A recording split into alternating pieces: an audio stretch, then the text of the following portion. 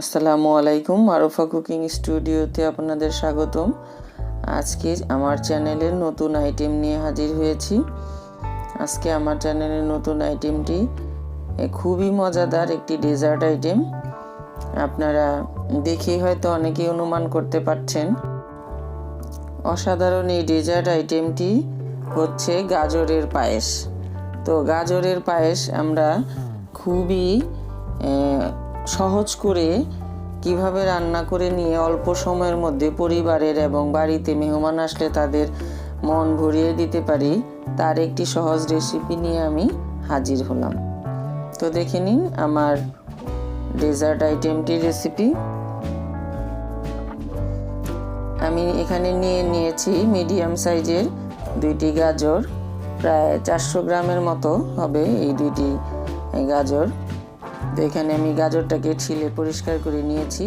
পরিষ্কার করে নিয়ে এটাকে একটি গ্রেটার দিয়ে আমি এটাকে গ্রেট করে নিয়েছি। তো আপনারাও গ্রেট করে নেবেন। খুব মিহি করে গ্রেট করে নিয়েছি।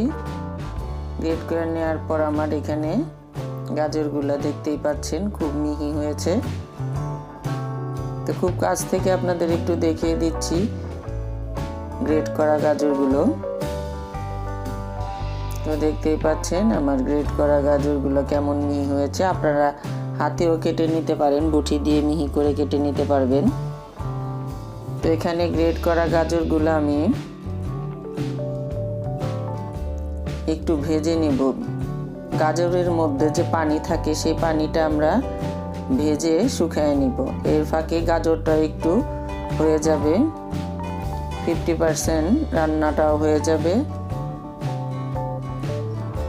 গাজরের পানিটা শুকিয়ে নিলে পায়েসে দুধের মধ্যে যখন আমরা এই গাজরটা দিব তখন আপনার বেশি সময় লাগবে না। আর আগে ভেজে নিলে গাজরটা ডেজার্টটা খুবই মজা হয়। তো একটু সিদ্ধ করে নিয়েছি, আর সিদ্ধ করে নিয়ে একটু নেড়ে চেড়ে পানিটাকে শুকিয়ে নিচ্ছি। আমি এখানে কোনো পানি ব্যবহার করে নাই। আপনারা যদি একটু পানি ব্যবহার করতেও পারেন, আবার পানি নাও লাগতে পারে। আপনারা একদম মিডিয়াম লো আছে এটাকে আস্তে আস্তে ভেজে পানি শুকিয়ে নেবেন। পানি শুকিয়ে আসলে এখানে দিয়ে দিয়েছি আমি 1 চামচ ঘি। 1 চা চামচ ঘি দিয়ে এটাকে আবার ভেজে নেব।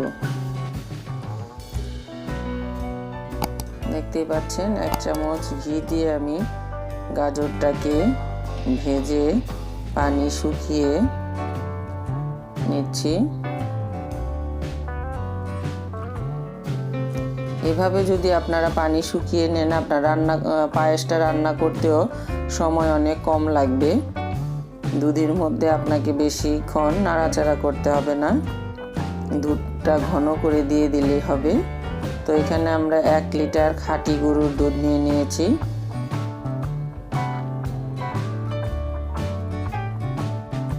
দিয়ে দিচ্ছি 2 টুকরো দারচিনি, 2টা এলাচ, দিয়ে দিচ্ছি 1/2 কাপ পরিমাণ চিনি।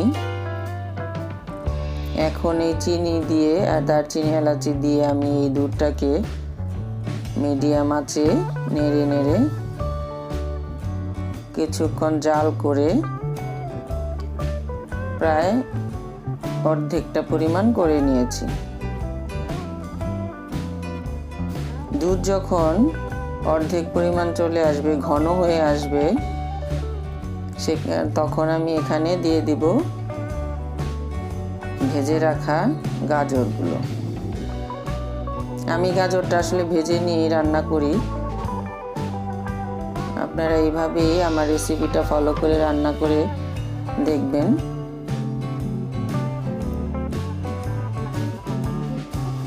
তো আমি গাজর দিয়ে দিলাম। এখন নাড়াচাড়া করতে থাকবো। আমি নেড়ে এই দুধও ঘন হয়ে আসবে। গাজরটাও আমাদের এখানে অর্ধেক রান্না করা হয়ে গেছে, বাকিটা গাজর গলে আসবে, দুধও এখানে শুকিয়ে আসবে। তো এরকম আপনারা 8-10 মিনিটের মতো নাড়াচাড়া করতে থাকবেন। আলতো হাতে নেড়ে রান্না করবেন। তারপর দুধ আরও একটু শুকিয়ে আসলে এখানে আমি দিয়ে দিয়েছি 1 টেবিল চামচের মতো পোলাও চাউলের গুঁড়া। এই পোলাও চাউল আপনারা আগেই ভিজিয়ে রেখে এটাকে গুঁড়ো পাউডার করে নেবেন, সেই পাউডারটা দিয়ে দিবেন। পাউডার দেওয়ার পর আমরা আরও 4-5 মিনিটের মতো এটা রান্না করব। গুঁড়ো পাউডার দেওয়ার পর আমরা 4-5 মিনিট রান্না করে নিয়েছি। এখন দেখতে পাচ্ছেন যে পায়েসটা কিভাবে ঘন হয়ে আসছে। অনেকে এটাতে গুঁড়ো দুধ ব্যবহার করে, আমি গুঁড়ো দুধ ব্যবহার করি নাই, আপনারা ইচ্ছা করলে করতে পারেন। তবে খাঁটি গরুর দুধ নিয়েছি, পায়েসটা এমনিতেই অনেক সুস্বাদু হবে। এখন একটা বাটিতে আমরা তুলে নিব। দেখতেই পাচ্ছেন, দেখতেই মনে হচ্ছে যে অনেক মজার ও সুস্বাদু, খেতেও অসাধারণ লাগে। তো আমরা বাটিতে বেড়ে নিয়েছি। এখন আমরা কিছু কিশমিশ আর কাজু বাদাম দিয়ে এটাকে একটু ডেকোরেশন করে দিচ্ছি। ডেকোরেশন করার পর এটাকে আমি ফ্রিজে রেখে দেব। ফ্রিজে রেখে 1 ঘন্টা পর আপনারা এই অসাধারণ ডেজার্ট আইটেমটি খেয়ে নিতে পারেন। তো আমার এই আইটেমটি যদি আপনাদের ভালো লেগে থাকে অবশ্যই লাইক, কমেন্ট ও শেয়ার করতে ভুলবেন না। আর আমার চ্যানেলটিকে সাবস্ক্রাইব করে আমার পাশে থাকবেন। তো আজকের মতো বিদায়, আল্লাহ হাফেজ।